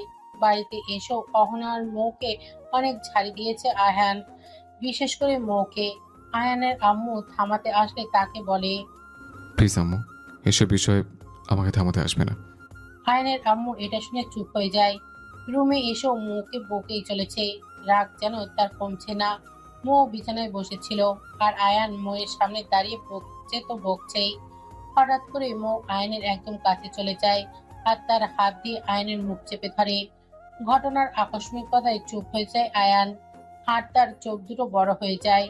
আর মৌ একদম স্বাভাবিক আছে, যেন এমন কাছে আসা তার জন্য সাধারণ। আয়ান যেন একটা স্ট্যাচু, যেমন ভাবে দাঁড়িয়েছিল অমন ভাবেই দাঁড়িয়ে আছে। মৌ হালকা স্বরে বলল, সে কখন থেকে বকা দিয়েই যাচ্ছ, থামার নাম গন্ধ নেই। জানো না, এত হ্যান্ডসাম ছেলেদের রাগ করা সাজে না। এই হোয়াইট শার্টে তোমায় যা লাগছে না, মনে হচ্ছে চিবিয়ে চিবিয়ে খাই। এ কথা শুনে আয়ান চোখ দুটো আরো বড় হয়ে গেল। সে মনে মনে বলছে, এটা মেয়ে নাকি অন্য কিছু? একটু ভয় লাগে না আমার কাছে আসলে? ওটা আমারই ভয় লাগে। আর হ্যাঁ, কি যেন বলছিলে, আমি তুহিনের থেকে কেন ভয় পাবো? তোমার কাছে আসলে কেন ভয় পাই না, তাই তো? এটার উত্তর আসলে আমি নিজেই জানি না। আমি স্বেচ্ছায় তোমার কাছে আসলে আমার একটুও ভয় করে না, একটুও না। যাই হোক, এত রাগ করতে হয় না, বুঝেছো? একটু কমাও রাগটা। এর মধ্যে আয়ানের ফোনটা বেজে উঠলো। মৌ আয়ানের মুখ থেকে হাত সরিয়ে নিল। আয়ান যেন হাঁপ ছেড়ে বাঁচত। এরপর সে প্যান্টের পকেট থেকে ফোন বের করে দেখে মোনা ফোন দিয়েছে। সে একেবারেই মোনার কথা ভুলে গিয়েছে। মৌ উকি দিয়ে দেখলো কে ফোন দিয়েছে। মোনার নামটা চোখে পড়তেই সে রেখে গেল। উফ, এই মেয়েটা অসময় ফোন কেন করলো? হাজব্যান্ড ওয়াইফের রোম্যান্স টাইমে ডিস্টার্ব করা একদমই উচিত না। এই বলে মৌ মিটমিট করে হাসে। আর আয়ানের তো সেই রাগ হচ্ছে। সে ফোন রিসিভ করে কথা বলতে বলতে বারান্দায় চলে গেল। আয়ন বেবি, আমি সে কখন থেকে ওয়েট করছি তোমার জন্য। তুমি কোথায়? মানে আসলে বাসায় একটা জরুরি কাজ পড়ে গিয়েছিল তো, তাই তাড়াতাড়ি চলে আসতে হয়েছে। এদিকে মৌ পেছন থেকে সব শুনছে। সে তো বেশ মজা পাচ্ছে। তো একবার বলবে না আমাকে, আমি কতক্ষণ ধরে বসে আছি? আচ্ছা সরি, কাজটা খুব শীঘ্রই ছিল, তাই চলে এসছে। আর ফোন দেওয়ার কথাও মনে ছিল না। মৌ আবার বলে উঠল, আরে আমার আয়ান বেবি, বলে না কেন, কি জরুরি কাজ? হ্যাঁ, লজ্জা পাচ্ছো? বলে দাও যে আমরা। আর কিছু বলতে যাওয়ার আগে আয়ান মৌয়ের মুখ চেপে ধরে। এদিকে মোনা লাইনে আছে। সে একটা মেয়ের কথা শুনতে পেয়ে বলল, এটা কার কণ্ঠ আয়ান? কি বলছে সে? আয়ান আমতা আমতা করে বলল, আরে ও কিছু না, তুমি বাসায় চলে যাও, আমি পরে ফোন দেবো না। আচ্ছা রাখি, বাই। বাই।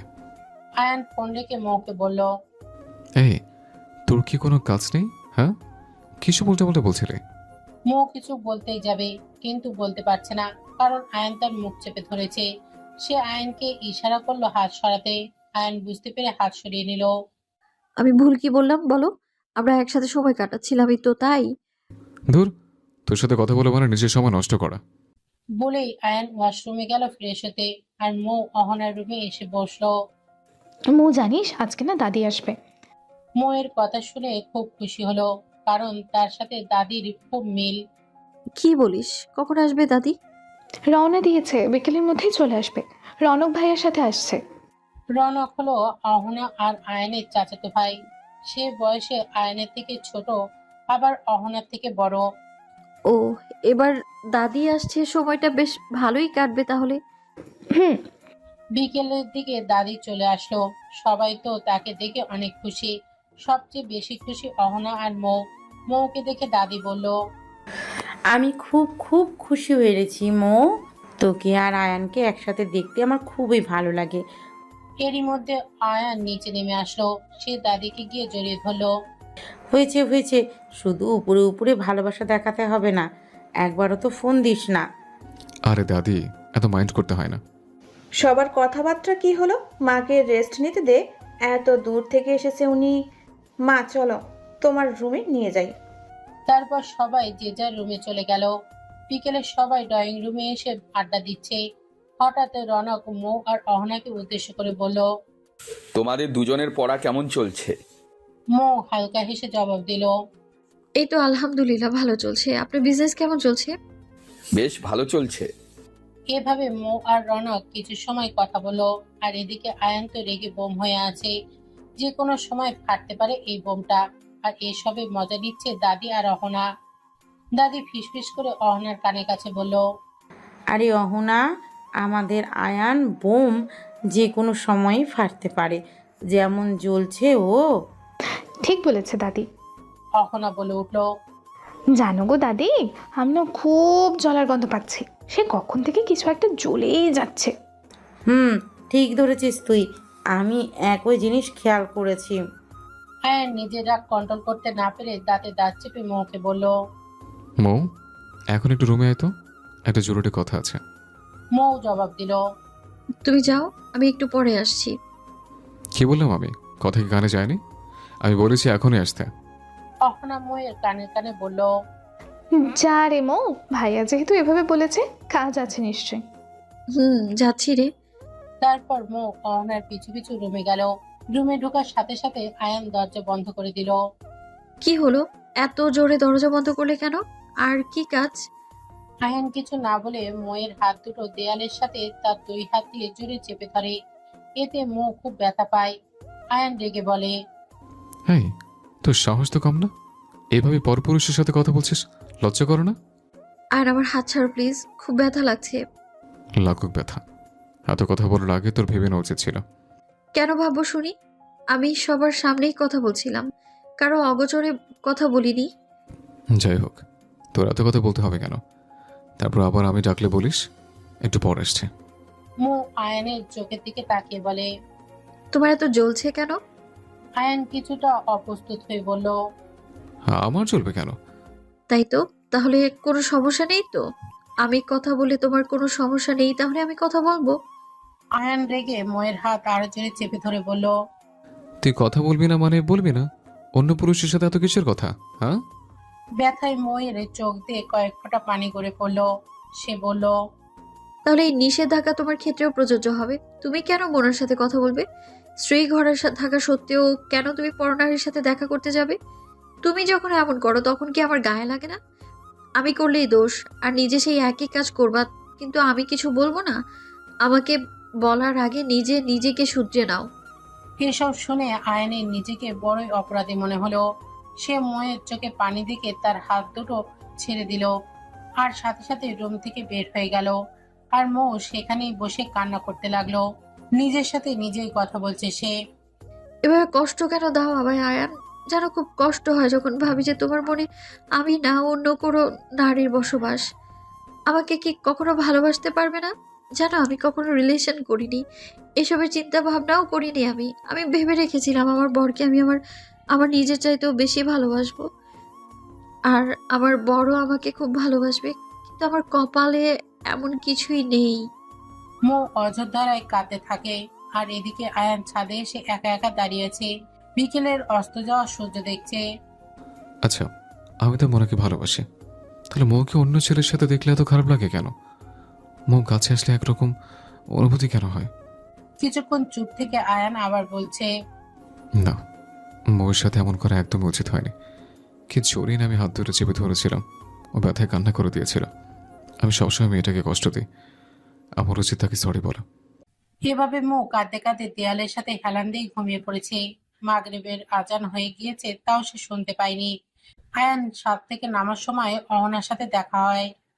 কি ব্যাপার ভাইয়া, মৌকে সে কখন রুমে নিয়ে গেছিস?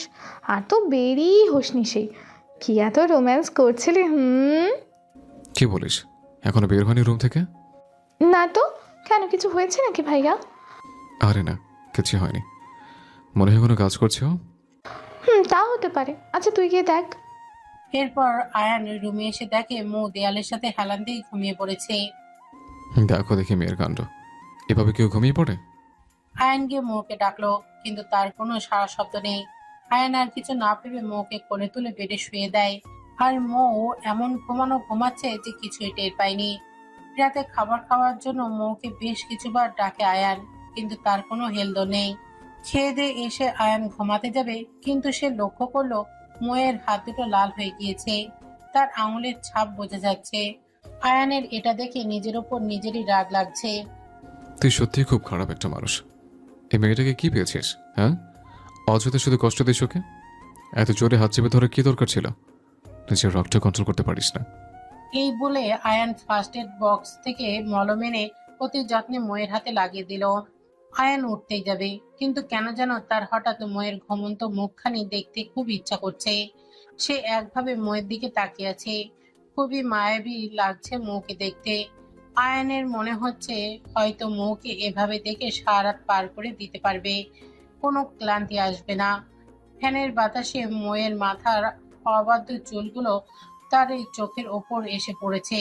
আয়নের হাত যেন একা একাই চলে যাচ্ছে ময়ের মুখের ওপর আসা চুলগুলো ঠিক করার জন্য। সে আলতো হাতে ময়ের চুলগুলো নিয়ে কানের পিঠে গুজে দিল। মৌ এতে হালকা নড়ে উঠল। এই দেখে মনে হয় আয়ান বসে আসলো। সে তাড়াতাড়ি উঠে গিয়ে শুয়ে পড়ল। সকালে ঘুম থেকে উঠে মৌ নিজেকে আয়নের বুকে শোয়া অবস্থায় আবিষ্কার করলো। তার যতদূর মনে আছে সে সামনে দেয়ালে হেলান দিয়ে ঘুমিয়ে পড়েছিল। এখানে আসলো কিভাবে? ঘুমের মধ্যে আবার হাঁটা ধরলো নাকি সে? আচ্ছা, ঘুমিয়েছে তো ঘুমিয়েছে, তাও আবার আয়ানের বুকে। আয়ান যাতে না টের পায় তাই মৌ তাড়াতাড়ি উঠে চলে গেল। আসলে মৌ অজান্তেই আয়নের বুকে ঘুমিয়ে পড়ে। আয়ানও ঘুমের মধ্যে ছিল বলে কিছু টের পায়নি। মৌ ফ্রেশ হয়ে নিচে গিয়ে দাদি অহনা আর আম্মুর সাথে গল্প করছে আর নাস্তা বানাতে হেল্প করছে। আর আয়ান বেশ কিছুক্ষণ পর ঘুম থেকে উঠে শাওয়ার নিতে গেল। মৌ কাজ করতে করতে ক্লান্ত হয়ে রুমে এসে খাটের উপর বসে আছে। ওয়াশরুমের দরজা খোলার আওয়াজে মৌ আয়নার দিকে তাকায়, কারণ আয়না দিয়ে ওই জায়গাটা দেখা যায়। হঠাৎ ধাম করে কিছু একটা পড়লো, মানুষ পড়লো, মানে আয়ান আর কি। মৌ তো এইদিকে হাসতে হাসতে গড়াগড়ি খাওয়ার মতো অবস্থা। তার হাসতে হাসতে অবস্থা শেষ। কোনো মতে যে সে হাসি থামাতে পারছে না। এখন হাসির জন্য রীতিমতো তার পেট ব্যথা করছে। তার এই একটা বদ অভ্যাস আছে, কেউ এভাবে পড়ে গেলে সে আগে মন মতো হেসে নেয়, তারপর সাহায্য করে। এর জন্য অবশ্য সে প্রচুর বকা শুনেছে, তাও সে শোধরায় না। এদিকে আয়ান যে পড়ে আছে একই অবস্থায়, তাতে ময়ের যে কোনো খেয়াল নেই। সে তো এখন হাসির জগতে বিরাজ করছে। আয়ান আর সহ্য করতে না পেরে দিল এক ধমক। তা শুনে মৌ চুপ হয়ে গেল আর জোরে জোরে শ্বাস নিল, কারণ হাসির জন্য সে ভালোভাবে শ্বাস নিতে পারছিল না। হ্যাঁ মেয়ে, সে কখন থেকে হেসে যাচ্ছিস তুই? এত হাসার কি হলো শুনি? এখানে কি কোনো সার্কাস চলছে? আমি যে সে কখন থেকে এভাবে পড়ে আছে, আমি কোঠানো বাদ দিয়ে উনি হেসে চলছে।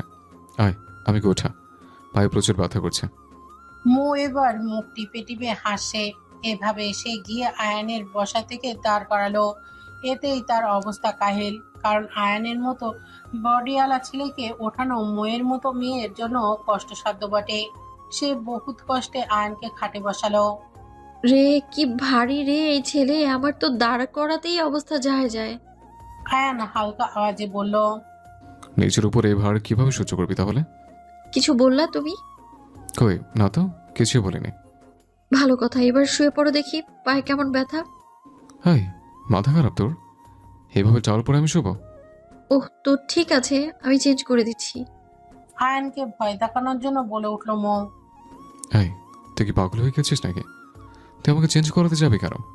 আমি একাই করতে পারি। ও, আমি ভাবলাম আমার হেল্প লাগবে মনে হয়। আমি তাহলে শার্ট আর প্যান্ট এনে দিচ্ছি। হ্যাঁ, শার্ট প্যান্ট আনিস না, পায়ে ব্যথা করছে বেশ। অফিস যেতে পারবো না, একটা গেঞ্জি আর ট্রাউজার আন। আচ্ছা। মৌ রুমের দরজার বাইরে থেকে আটকে দিয়ে দাঁড়িয়ে আছে। আয়ান অনেক কষ্টে ড্রেস পরে নিল। একা একা এভাবে ড্রেস পরা পায়ের ব্যথাটা যেন আরো বেশি বেড়ে গেল তার। হয়েছে, আসবো। আয়। এরপর মৌ দরজা খুলে রুমে ঢুকে ভেতরে গিয়ে দেখলো যে আয়ান পাটা ধরে খাটের সাথে হেলান দিয়ে বসে আছে। পায়ে কি খুব ব্যথা পেয়েছো? খুব ব্যথা করছে, দাঁড়িয়ে থাকতে পারছি না। আচ্ছা, আমি ব্যথার ওষুধ আনছি। ওষুধ খেলে আর গরম পানি সেঁক দিলে ঠিক হয়ে যাবে। এরপর মৌ গিয়ে আগে সবাইকে আয়ানের পড়ে যাওয়ার খবর দিল। সবাই আয়ানকে দেখতে রুমে গেল, আর এদিকে মৌ সবকিছু রেডি করে নিয়ে রুমে এলো। এভাবে দেখতে দেখতে 3 দিন কেটে গেল। এখন আয়ান পুরোপুরি সুস্থ। এই 3 দিন মৌ আয়ানের অনেক খেয়াল রেখেছে। আয়ানের কিছু প্রয়োজন হলে সাথে সাথে এসে এনে দিত। 3 বেলা খাবার খাইয়ে দিয়েছে আয়ানকে। ময়ের এমন দেখভাল করা দেখে আয়ানের মনে ময়ের জন্য একটা সফট কর্নার তৈরি হয়ে গিয়েছে।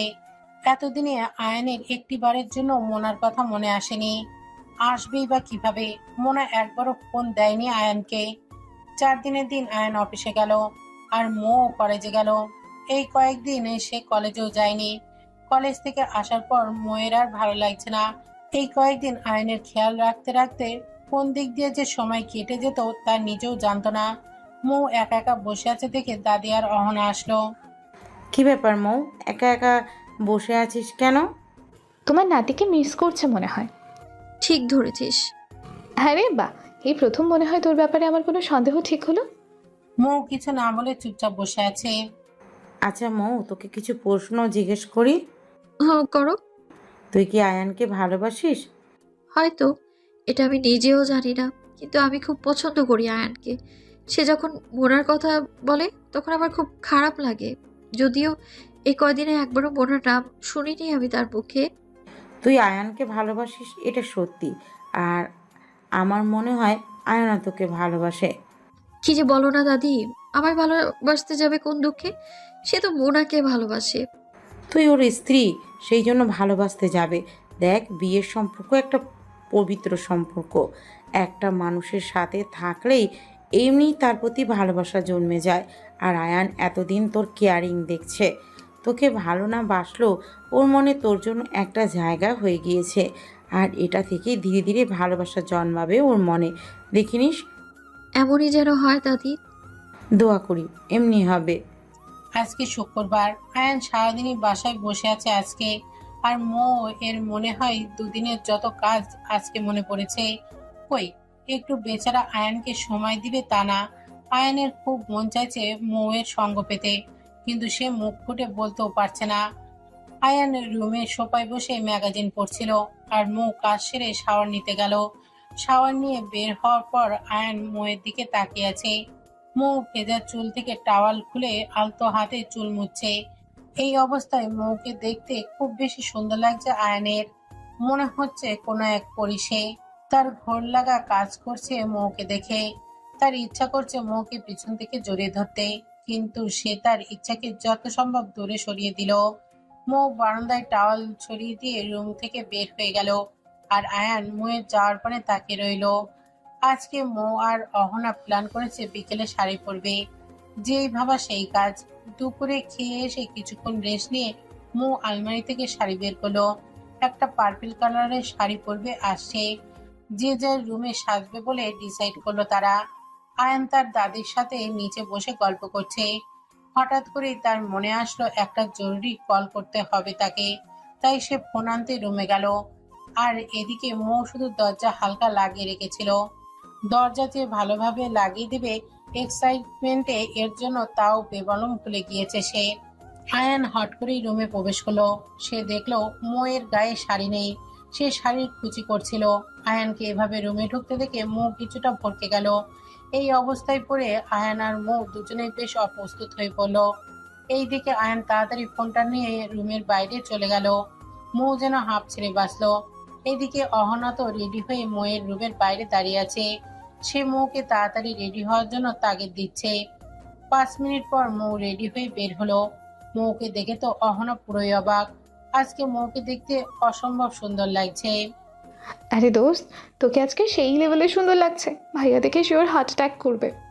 আরে রাখ তোর পাম, চল ছাদে গিয়ে ছবি তুলি। চল। এদিকে আয়ান রুম থেকে ডাইরেক্ট ছাদে এসে দাঁড়িয়ে আছে। সে দেখলো মৌ আর অহনা সিঁড়ি বেয়ে ছাদে আসছে। মৌকে দেখে তো আয়ানের হার্টবিট বেড়ে গেল। অসম্ভব সুন্দর লাগছে তাকে। মনে হয় কোনো অপ্সরী সে। মৌকে তার কাছে এত সুন্দর মনে হয় এই প্রথম লাগছে। মৌ আর অহনা ছাদে দাঁড়িয়ে ছবি তুলছে, আর আয়ান এক মনে তার দেখে চলেছে। এই পরন্ত বিকেলে সূর্যের কিরণ মৌয়ের মুখে এসে পড়েছে, যা তাকে আরো মায়াবিনী করে তুলছে। আয়ান আজকে মৌয়ের চেহারার সব খুঁটিনাটি দেখছে। সে আজই প্রথম খেয়াল করলো মৌ মুচকি হাসলে তার ডান গালে ছোট্ট একটা টোল পড়ে। এই টোল পড়ার জন্য তাকে খুব বেশি কিউট লাগছে। আর তার ঘন কালো ভ্রু যুগলে যেন কোনো জবাব নেই। ভ্রু প্লাক করা নেই বলেই হয়তো এত সুন্দর লাগছে। আয়ান মৌয়ের চোখ দুটো অনেকক্ষণ ধরে দেখছে। ডাগর ডাগর আঁকি তার মায়াবিনীর। কাজল দেওয়ায় যেন চোখ দুটো সৌন্দর্য আরো কয়েক গুণ বাড়িয়ে দিয়েছে। আয়ান চুপিসারে মোয়ের বেশ কয়েকটা ছবি তুলে নিল তার ফোনে।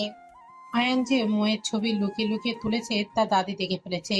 উনি ছাদে এসেছিলেন মো আর অহনার সাথে জরুরি কিছু কথা বলার জন্য। দাদি আয়ানের কাছে গিয়ে বলে, তোরই বউ রে, এভাবে লুকিয়ে ছবি তোলার কোনো দরকার আছে? দাদির এইভাবে হঠাৎ করে কথা বলায় আয়ান চমকে ওঠে।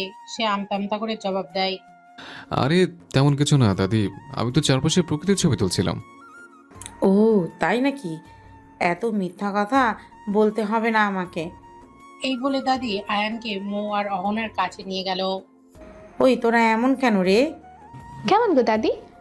আমার নাতিটাকে নিয়ে একটু ছবি তোলা যায় না? এই কথা শুনে মো আর অহনা সে কি হাসি। দাদি ওদের হাসি থেকে ভ্রু কুঁচকে বলল, হাসির কি বললাম আমি? তুমি এমনভাবে বললাম মনে হচ্ছে আমরা কোনো খেলা খেলছি আর তোমার ছোট কিউট নাতিকে নিচ্ছি না। এই বলে মো হাসতে লাগলো আর আয়ান মন ভরে সেই হাসি দেখছে। এত কিছু জানি না। আর এই অহনা, তুই এদিকে আয় তো। দাদির কথা শুনে অহনা ওনার কাছে গেল। আর এই যে আয়ান, তুই এখানে দাঁড়িয়ে থাকবি নাকি ময়ের পাশে গিয়ে দাঁড়াবি? আরে দাদি অযথা এসব কেন, আমি ওর কাছে গিয়ে কি করব? তুই যাবি নাকি মায়ের খাবি? আচ্ছা আচ্ছা যাচ্ছি, এর জন্য আবার মারার ভয় দেখানো লাগে নাকি? এরপর আয়ান গিয়ে মোয়ের পাশে দাঁড়ালো। মৌ তো লজ্জায় শেষ। সে লজ্জায় মাথা নিচু করে আছে। আয়ান মোয়ের থেকে কিছুটা দূরে দাঁড়িয়ে আছে। এ দেখে অহনা বলে, আরে ভাইয়া, মৌ তোমার বউ, অচেনা কেউ না তো। কাছে গিয়ে দাঁড়াও। আর শোনো, মৌয়ের কাঁধে হাত রাখবা কিন্তু। আয়ান বাধ্য ছেলের মতো মোয়ের কাঁধে হাত রাখলো। আয়ানের এমন ভাবে ধরায় মৌ হালকা কেঁপে উঠল। এভাবে বেশ কয়েকটা ছবি তুললো অহনা। হঠাৎ আয়ান মৌকে হালকা স্বরে বলল, তোকে আজ অনেক বেশি সুন্দর লাগছে। এই কথা শুনে মৌ অবাক চোখে আয়ানের দিকে তাকালো। আয়ানও মোয়ের দিকে তাকালো। এই মুহূর্তের একটা ছবি অহনা তুলে নিল। ছবিটা তোলার পর সে দাদিকে দেখালো এটা। তিনি দেখে বললেন, মাশাআল্লাহ, দুজনকে একসাথে খুব সুন্দর লাগছে। ছবি তোলা শেষ হওয়ার সাথে সাথে মৌ অহনাকে নিয়ে রুমে গেল ড্রেস চেঞ্জ করবে বলে। অহনা একটু রুমে চল, কাজ আছে। আচ্ছা চল। মৌ আর অহনার রুমে এসে দরজা বন্ধ করে দিল। এরপর মৌ গিয়ে ধপ করে বেডে বসলো। আমার না কেমন জানি হাত পা কাঁপছে। কেন, তোর আবার কি হলো? কি জানি। আচ্ছা তুই কি কাজে আসতে বললি? ও হ্যাঁ, আসলে আমার না শাড়ির আঁচলের সাথে সেফটি পিন আটকে গিয়েছে। কাঁধে হয়, নিজে খুলতেও পারছি না। একটু খুলে দে তো। আচ্ছা দাঁড়া তুই। অহনা সেফটি পিনটা খুলতে চেষ্টা করছে। এরই মধ্যে আবার দাদি তাকে ডাক দিল। এই জন্য সে চলে গেল, কিন্তু যাওয়ার সময় ভুলে দরজা খুলে রেখে চলে যায়। মৌ সেটা খেয়াল করেনি। এদিকে আয়ান একটা কাজে রুমে আসে। সে দেখতে পায় মৌ ড্রেসিং টেবিলের সামনে দাঁড়িয়ে শাড়ির আঁচলে হাত দিয়ে কি একটা খোলার চেষ্টা করছে। আয়ান রুমে ঢুকে দরজা আটকে দিল। মৌ ভেবেছে যে হয়তো অহনা এসেছে। সে বলল, এত তাড়াতাড়ি চলে আসলি, ভালো। আচ্ছা তাড়াতাড়ি আয় রে, এই মহা ঝামেলা খুলে দিয়ে যা। আয়ান মোয়ের পিছে গিয়ে দাঁড়ালো। সে যে মোয়ের শাড়ি থেকে সেফটি পিনটা খুলবে, এতে কেমন যেন লাগছে। বারবার হাত দিতে গিয়েও সরিয়ে নিচ্ছে। মো এসবের কিছুই দেখেনি, কারণ সে নিচের দিকে তাকিয়ে হাতের চুড়ি খুলছিল। কিরে দাঁড়িয়ে আছিস কেন? মোয়ের কথায় আয়ান মোয়ের কাঁধে হাত দিয়ে সেফটি পিন খুলে চেষ্টা করছে। জানিস অহনা, তখন তোর ভাইয়া আমাকে কি বলেছিল যে আমাকে বলে নাকি আজকে অনেক বেশি সুন্দর লাগছে। আমি তো শুনে বেশ অবাক হয়ে যাই। কেন এত অবাক হওয়ার কি হলো? তোকে তো সুন্দরই লাগছিল। আয়ানের কণ্ঠ শুনে মৌ ভয় পেয়ে যায়। সে আয়নার দিকে তাকাতে দেখে আয়ান মুচকি মুচকি হাসছে। তুমি এখানে কেন? অহনা কই? কেন আমাকে ভালো লাগছে না এখানে দেখতে? মৌ কি বলবে, সে কোনো কথা খুঁজে পাচ্ছে না। আমি রুমে এসেছিলাম একটা কাজে, কিন্তু দেখলাম তুই শাড়ির আঁচলে কি যেন করছিস। এদিকে আমাকে অহনা ভেবে তুই বললি যে তোকে হেল্প করতে, তাই হেল্প করতে চলে এলাম। এদিকে মোয়ের এত ভয়ে হাত পা কাঁপছে। আয়ান বেশ কয়েকটা সেফটি পিন খোলার চেষ্টা করেছে, কিন্তু সেটা শাড়ির সাথে আটকে গিয়েছে। তাই সে আর কোনো উপায় না পেয়ে দাঁত দিয়ে খোলার চেষ্টা করবে ভাবছে। তাই সে মোয়ের কাঁধের কাছে মুখটা নিয়ে গেল। আয়ানের গরম নিঃশ্বাস মোয়ের কাঁধে পড়ায় সে কেঁপে উঠল। আয়ান আলতো করে সেফটি পিনটা খুলে দিল। মৌ তো এখনো চোখ বন্ধ করে আছে। হঠাৎ দরজায় নক করলো। দরজায় অহনা নক করেছে। কি ব্যাপার মৌ, দরজা আটকানো কেন? খোল দরজা। আয়ান হন্তদন্ত করে গিয়ে দরজা খুলে বের হয়ে গেল। অহনা তো এটা থেকে থ বনে গেছে। সে আস্তে করে রুমে গিয়ে দেখলো মৌ ড্রেসিং টেবিলের সামনে দাঁড়িয়ে আছে। ও, তো এখানে রোম্যান্স চলছিল। দ্যাট, আমি কাবাবে হাড্ডি হয়ে গেলাম। এই তুই চুপ করবি? যা তো এখান থেকে। আচ্ছা আচ্ছা, যাচ্ছি রে। মৌ গিয়ে বারান্দায় দাঁড়ালো। তার মনে এখন হাজারো প্রশ্ন। আচ্ছা, আয়ান কি আমায় পছন্দ করে না ভালোবাসে? না এসব কি ভাবছি আমি? সে আমাকে কেন ভালোবাসতে যাবে? সে তো মোনাকে ভালোবাসে। আমিও না, কি উল্টাপাল্টা চিন্তা ভাবনা করি আমি শুধু। পরের দিন মৌ আর অহনা কলেজ থেকে আসার পথে দেখলো মোনা আর একটা ছেলে হাত ধরে হেঁটে কোথায় যেন যাচ্ছে। মৌ এর আগে মোনাকে আয়ানের সাথে দেখেছিল বলে মোনাকে সে চেনে। মৌ তো দেখে পুরোই অবাক, কারণ মোনা যেভাবে ছেলেটার হাত ধরে রেখেছে তাতে মনে হচ্ছে তারা দুজন বয়ফ্রেন্ড গার্লফ্রেন্ড। এই অহনা, আমি যা দেখছি তা কি তুইও দেখছিস? হ্যাঁ রে, বিশ্বাস হচ্ছে না? এই মেয়ে এমন, এর জন্য ভাইয়া তোর সাথে খারাপ ব্যবহার করে। আমারও বিশ্বাস হচ্ছে না। আয়ানকে বললেও হয়তো সে বিশ্বাস করবে না। তাই তো, তুই তাড়াতাড়ি ছবি তুলে রাখ। অহনার কথা শুনে মৌ তো তাড়াতাড়ি ছবি তুলতে চাইলো আয়ানকে দেখাবে বলে, কিন্তু সে ব্যাগে থেকে ফোন বের করতে করতেই মোনা আর ওই ছেলেটা চোখের আড়াল হয়ে গেল। ধ্যাৎ, চলে গেল এত তাড়াতাড়ি। কি হবে? কি আর হবে, ভাইয়াকে মুখে বলা ছাড়া আর উপায় নেই, কারণ কোনো প্রুফ তো নেই আমাদের কাছে। বাসায় এসে মৌ আর অহনা তো অস্থির হয়ে আছে, কখন আয়ান আসবে আর কখন তাকে সব বলবে। কিন্তু রাতে আয়ান বাসায় আসলেও তাদের দুজনের মনে ছিল না।